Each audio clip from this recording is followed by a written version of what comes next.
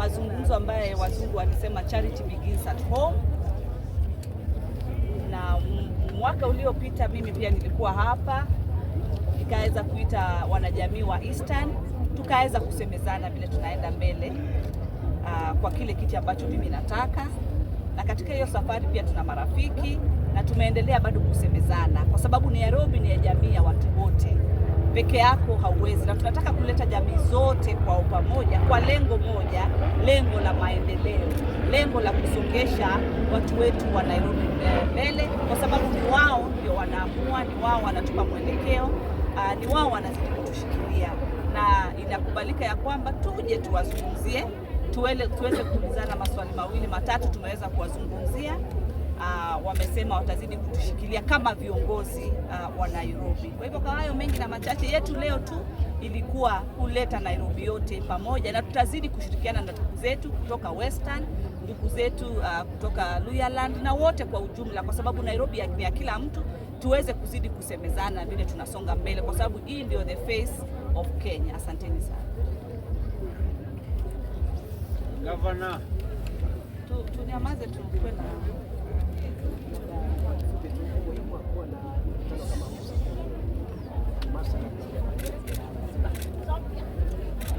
Kwa kifupi sana, kama hamkuweza kufuatilia lugha ambayo ilitumika pale, ni kwamba tuko katika Nairobi, na Nairobi ni cosmopolitan, na kila mtu kuna mahali alitoka, na kwa hivyo jamii ni mingi sana katika mji wa Nairobi, kwa sababu Nairobi is face of Kenya, na watu wakitaka kwenda safari lazima kwanza unarudi pale Jerusalem, unaanza hapo ukielekea Judea. Kwa hivyo leo tu ilikuwa ni siku tu ya kukutana na jamii ya mlima, jamii ambao sisi wengi tumetoka, na ni kwamba tungetaka tu kujadiliana nao na kuwaonyesha umuhimu wao kuungana kuwa kitu moja, kwamba wakiungana kuleta wale wengine katikati, ni kwamba Nairobi, kwa sababu Nairobi ni kiwanja kubwa, na ni kiwanja kubwa, na wakati vilipi ya uchaguzi imepigwa, ni kwamba hakuna mtu ambaye atazuiliwa kuingia kwenye harakati za kutafuta viti, na kwa hivyo tutakutana na wengi kwenye kinyang'anyiro.